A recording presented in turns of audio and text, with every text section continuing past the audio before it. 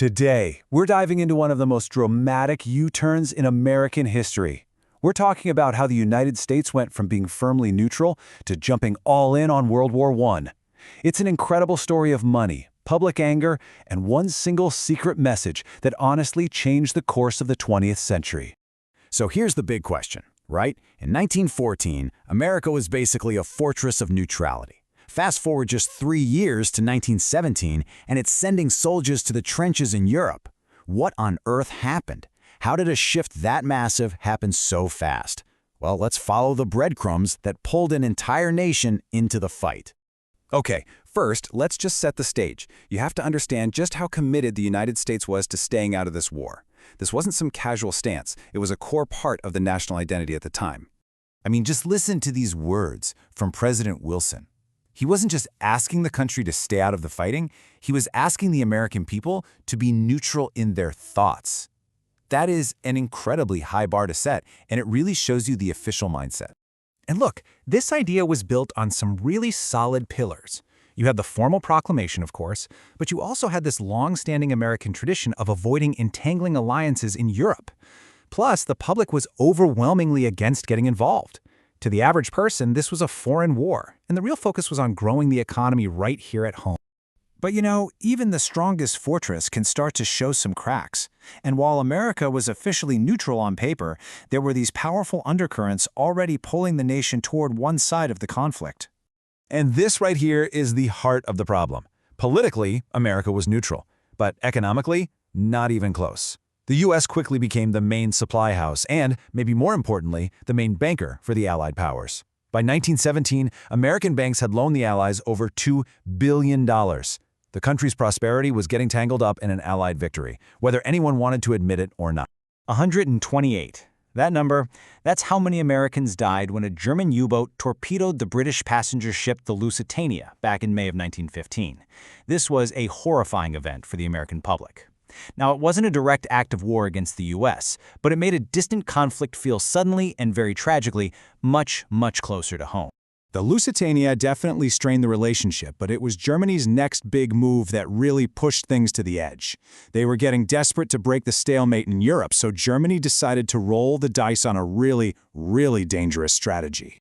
So in early 1917, Germany announced this radical new plan. Their submarines would sink any ship they found in the waters around Britain.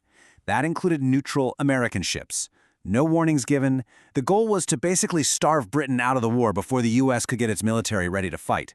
It was a massive gamble and a direct challenge to America's freedom of the seas. And Germany wasn't bluffing. In March of 1917, they started sinking American merchant ships. This was the overt act that President Wilson had warned would be the final straw. It wasn't a threat anymore. German U-boats were now actively destroying American property and killing American citizens. Okay, but if the submarine attacks were the fire, what happened next was like pouring a tanker truck of gasoline on it. This wasn't a military tactic. This was a political bombshell. Honestly, it feels like something straight out of a spy movie. You really can't make this stuff up. Step 1. Germany sends a top-secret coded message to Mexico proposing an alliance. Step 2. British spies just happen to intercept it and crack the code. And step 3, they give it to the Americans, who then blast it across the front page of every newspaper in the country. The result was a total firestorm. And here is exactly why everyone was so furious. The telegram proposed that if the U.S. declared war on Germany, Mexico should attack the United States. And in return, Germany would help Mexico reconquer its lost territory. And they specifically named, wait for it, Texas, New Mexico, and Arizona. All of a sudden, this European war wasn't over there anymore. It was a direct threat to American soil. So for President Wilson, a man who had literally built his recent political career on keeping America out of the war, all of this forced him into what must have been an incredibly difficult, painful pivot. I mean, just think about the whiplash here. In 1916, Wilson runs for re-election and wins using the slogan, "He kept us out of war." Less than a year later, he's standing before Congress, framing this whole thing as a moral crusade, a mission to make the world safe for democracy. It's a breathtaking transformation. And that final slide into war happens with stunning speed.